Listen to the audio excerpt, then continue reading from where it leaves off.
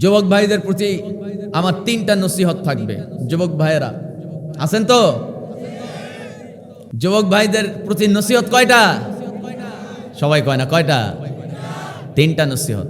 এই 3টা নসিহত যদি মানতে পারেন, আপনার জীবনের সফলতা কেউ আটকাতে পারবে না। 1 নাম্বার হলো চোখের হেফাজত করতে হবে। পারবেন? এই মোবাইল কিন্তু জেনে গেছে আপনার রুচি সম্পর্কে। আপনার রুচি ভালো না খারাপ, মোবাইল কিন্তু জেনে গেছে। কথা কয় না, ঠিক কিনা?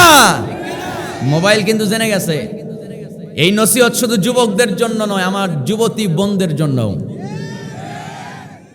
কিছু কিছু মহিলা আছে, কিছু কিছু মা বোন আছে, ওদের পছন্দ হলো শুধু কালাচান, গাঞ্জা পোলাপান, গাঞ্জা খাই যেগুলা, দাড়িওয়ালা, নামাজ পড়ে, হ্যাঁ, কোরআন পড়তে জানে, এরকম যুবক পছন্দ হয় না। গাঞ্জাখোর প্রিন্স মামুনের মতো পোলাপান ওর পছন্দ। এলাকায় আছে নাকি? খবরদার, খবরদার, এই কাজগুলো করা যাবে না। 1 নাম্বার তাহলে নসিহত কি? চোখের হেফাজত, পুরুষের জন্য, নারীদের জন্য। মানবেন না ইনশাল্লাহ? আমি যেটা বলছিলাম, মোবাইল কিন্তু জেনে গেছে আপনার রুচি সম্পর্কে। এই মোবাইলে ফেসবুক দেখেন, ইউটিউব দেখেন, আপনার রুচি যদি ভালো থাকে, আপনার মোবাইল যে কাউকে দিয়ে বলতে পারবেন যে দেখেন। কেন? কারণ আপনি ভালো কিছু দেখেন, আপনার মোবাইলে খারাপ কিছু আসে না। আপনি যদি ফেসবুকে যদি একটা অর্ধলগ্ন একটা মেয়ের ড্যান্স দেখেন, ওইটা দেখা শেষ হওয়ার পর 2-3 মিনিট দেখছেন, দেখা যখন শেষ, স্ক্রল করবেন, নিচে একটা ভিডিও আসবে, ওটা আর অর্ধলগ্ন থাকবে না, ওটা পুরা উলঙ্গ একটা ছবি আসবে। ঠিক কিনা? যারা এরকম বেহা নারীদের ভিডিও দেখে, ওরা ওই রকম ভিডিওই শুধু পাবে। আর যারা ওয়াজ শোনে, ইসলামী গজল শোনে, গান, ইসলামিক কন্টেন্ট দেখে, তারা শুধুমাত্র তাদের মোবাইলে কোরআন তেলাওয়াত, গজল, দেশের খবর, মানে যেগুলো দেখা জায়েজ ওগুলোই আসবে।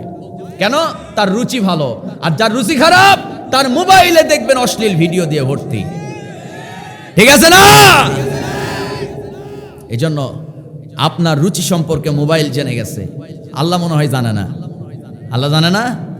আল্লাহও জানে। সম্মানিত ভাইয়েরা, সম্মানিত বন্ধুগণ, তাহলে 1 নাম্বার নসিহত, আমরা চোখের হেফাজত করব। কিসের হেফাজত? চোখের হেফাজত করব। পারবো না ইনশাআল্লাহ? কারা কারা পারবেন না? হাতটা উঁচু করে দেখান।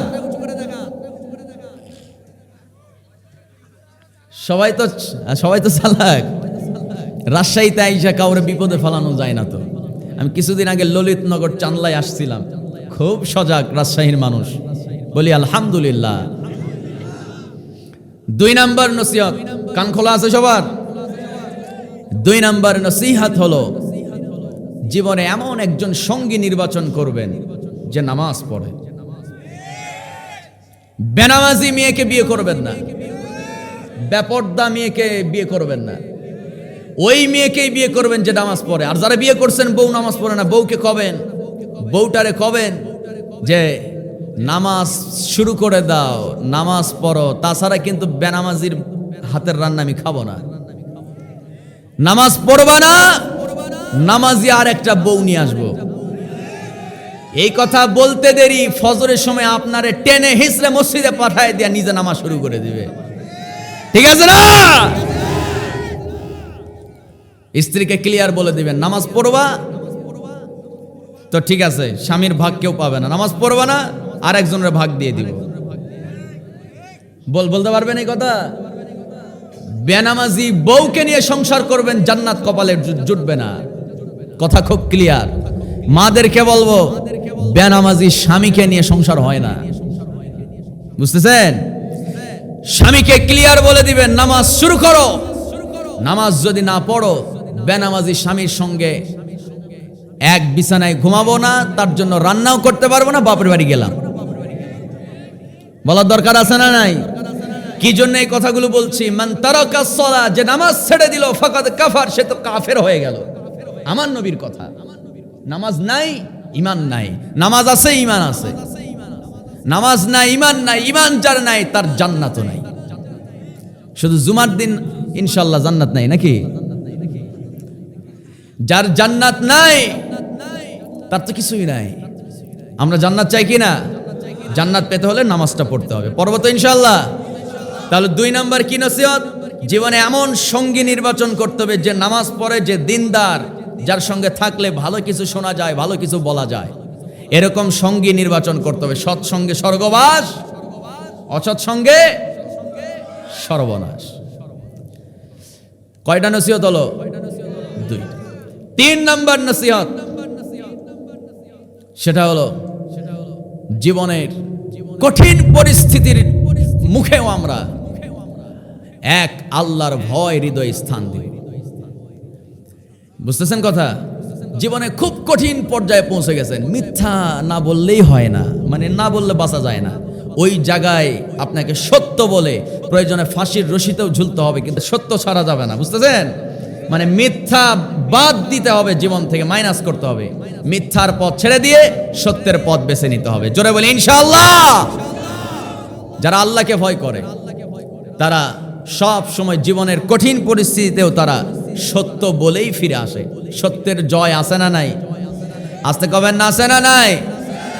যে সত্য বলে আল্লাহ তাকে বাঁচায় দিবেন, আর যে মিথ্যা বলে বাঁচার জন্য আল্লাহ তাকে আরো ধরায় দিবেন। বুঝতেছেন কথা? আপনি বাঁচার জন্য মিথ্যা বলতেছেন, কিন্তু বাঁচতে পারবেন না। তো বাঁচার জন্য যারা মিথ্যা বলে তারা আরো ধরা খাবে, আর যারা ধরা খাওয়ার জন্য সত্য বলবে আল্লাহ তারা বাঁচায় দিবে। যারা এখন সুবহানাল্লাহ।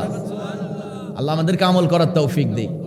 তাহলে জীবনের কঠিন পরিস্থিতিতেও আমরা কাকে ভয় করে চলবো? আল্লাহকে ভয় করে চলবো। আল্লাহকে যারা ভয় করে তারা কি নামাজ ছাড়তে পারে? মিথ্যা বলতে পারে? ক্লাস 8-এ একটা গার্লফ্রেন্ড, 9-এ উঠে আরেকটা, 10-এ উঠে আরেকটা, কলেজে গিয়ে দূর ওগুলো হলো নাকি? এই তো এটাই হলো আসল আমার জীবন সঙ্গী। আছে না নাই? প্রত্যেক ক্লাসে উপরে উঠে একটা করে গার্লফ্রেন্ড চেস করে, টাইম পাস করে। টাইম পাস আছে না? টাইম পাস করে কারা কারা? আছে, অনেক আছে। টাইম পাস করা যাবে না, টাইম পাস করতে হবে বৈধ স্ত্রীর সঙ্গে। জোরে বলি ইনশাআল্লাহ। আর একটু জোরে বলি ইনশাআল্লাহ। তাহলে সঙ্গী বানাতে হবে নামাজি সঙ্গী, দিনদার সঙ্গী। আর 3 নাম্বার কি? আমরা আল্লাহকে ভয় করে চলবো। জোরে বলি ইনশাআল্লাহ। আপনাদের জন্য পোলাও বিরিয়ানির প্যাকেট আছে নাকি? আছে? তারপরেও বসে আছেন। এগুলো হলো খাঁটি ইমানদার, ঠিক না? আলহামদুলিল্লাহ। আমার কথায় কেউ কষ্ট পান নাই তো? পাইলে ক্ষমা করে দিয়েন ইনশাআল্লাহ। আল্লাহ যদি চায় আমি আবারও আসব, প্রাণ খুলে নির্দিষ্ট একটা সাবজেক্ট নিয়ে মন খুলে কথা বলবো। আজকে শুরুতে আমার মন মেজাজ নষ্ট হয়ে গেছে, যা কিছু আলোচনা করলাম খুব একটা মনে হয় বলতে পারি নাই। আল্লাহ আমাকে সহ আপনাদের সবাইকে আমল করার তৌফিক দান করুন।